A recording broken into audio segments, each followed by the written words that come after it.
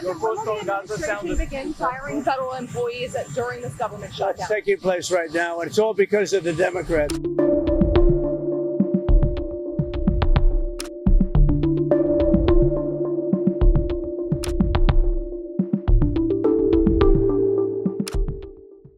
The Trump administration will start mass layoffs of federal workers if President Donald Trump decides negotiations with congressional Democrats to end a partial government shutdown are absolutely going nowhere, a senior White House official said. As the shutdown entered its sixth day, White House National Economic Council Director Kevin Hassett told CNN's State of the Union program he still saw a chance that Democrats would back down, averting a costly shutdown and federal employee layoffs that have been threatened by White House Budget Director Russell Vought. President Trump and Russ Vought are lining things up and getting ready to act if they have to, but hoping that they don't, Hassett said. Earlier, Trump was asked by reporters when the administration would begin laying off federal workers. Trump responded, without elaborating, "It's taking place right now." Mr. President, when will the administration begin firing federal employees during this government shutdown? It's taking place right now, and it's all because of the Democrats. The Democrats are causing the loss of a lot of jobs with their it's a shutdown. It's their shutdown, not our shutdown. It's their shutdown. No tangible signs of negotiations have emerged between congressional leaders since Trump met with them last week. The shutdown began on October 1st, the start of federal fiscal 2026, after Senate Democrats rejected a short-term funding measure that would keep federal agencies open through November 21st. Democrats are seeking a permanent extension of enhanced premium tax credits under the Affordable Care Act and assurances that the White House will not attempt to unilaterally adjust spending agreements. Governor, on the shutdown, the White House is accusing Democrats of trying to allow undocumented immigrants to access Medicaid, and that's what they're trying to get. And the White House specifically said that they're trying to get California to continue using a, quote, loophole to fund Medi-Cal for undocumented immigrants. With the changes to enrollment that are coming in January, is that still accurate, and just your response to them? Well, what the president's saying, he's lying. Speaker Johnson's lying. They're lying to the American people. It's shameful. Period, full stop.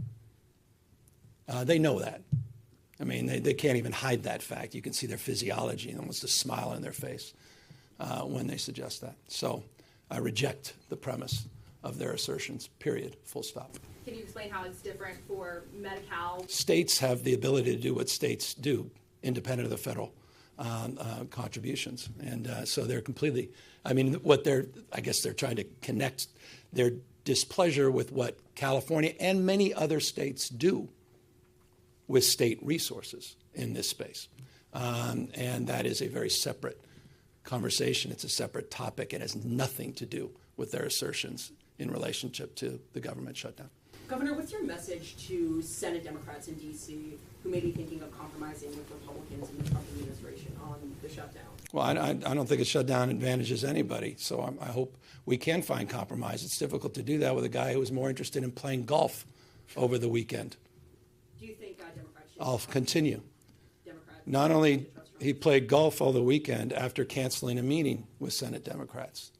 The President of the United States canceled a meeting with the leaders in the Senate and in the House of Representatives, and then felt it was more important, hours before a shutdown, to play golf.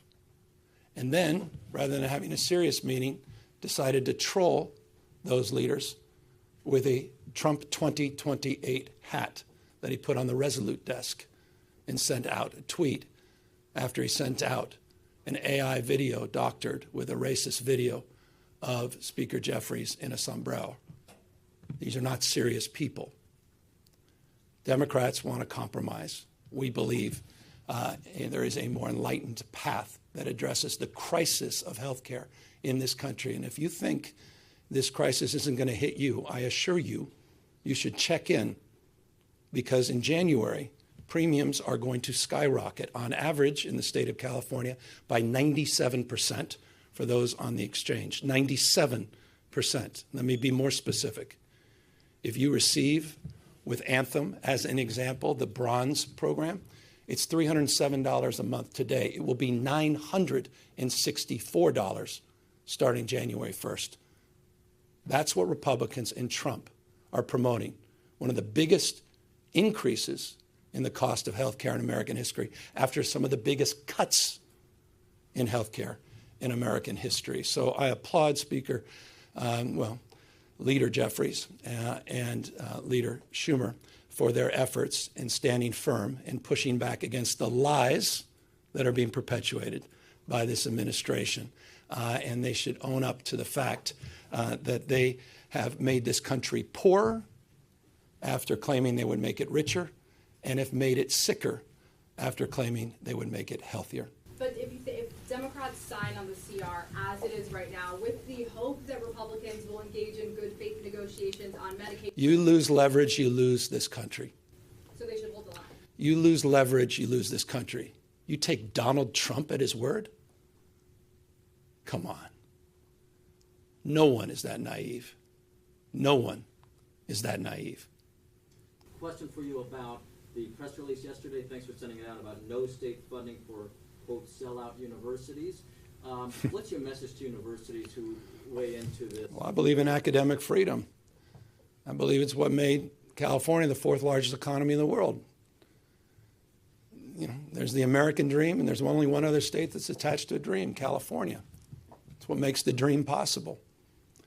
You know, it's not just this conveyor belt for talent that's part of that formula for success. It's our investment in research and development. That's why we have more scientists, engineers, more Nobel laureates than any other state, any other jurisdiction in the world. 18% of the world's R&D is here. Only Germany and China can lay claim to a higher percentage of research and development occurring in this state. It's because of academic freedom. They want to put the thumb on that. They want to prescribe what that should or should not look like. And so I won't be part of that. And I don't believe the legislature will be part of that.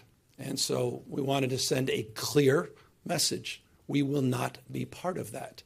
And I thought it was important to do so at this critical moment. Yeah, thanks so much, Governor. I'm wondering, though, is there any concern that this statement you put out yesterday about not providing state funds if they sign this compact, is that now making it so that universities in the state are having to choose between dollars? There's no choice. This is an easy choice. You know, there's no choice. You don't have a choice. You do the right thing. What's the point of a system? What's the point of the university? What's the point of all of this? If we don't have academic freedom, we're not allowed to pursue without threat. I mean, the hell is going on? That's not a choice. And the fact that I felt I needed to even send that message is rather shocking because some people think it is. It's not. We don't have a country. It's bigger than the university system. It's what it represents. Envy of the world. I just talked to you about the people in this lab. Every single part of the globe wants those kids in their countries, and they're starting to take them. We can destroy this thing overnight. I won't be part of that, period. Full stop. We'll have their backs. We always do. Proud of that. This legislature, this state has always stepped up. We were the ones who created this damn system. And then the great universities, the private universities, partners with Berkeley, it's Stanford and Caltech and USC and others. They're part of this. And we're all in this together. I mean, you heard the chancellor, he left with that great Latin phrase about this system, which is biblical in many respects. Many parts, one body. We stand as one, unified. That wasn't the case with universities that sold out across this country. But in this state, our state of mind must be resolute. I don't mean to put pressure on people. I need to put pressure on this moment and pressure test where we are in U.S. history, not just Californian history. And so forgive me for being so firm. This is it. This is it. We're losing this country. We're losing it in real time. This is a chaos presidency. He is a wrecking ball. This is unlike anything we've experienced in our lifetime. It is code red. No time for neutrality.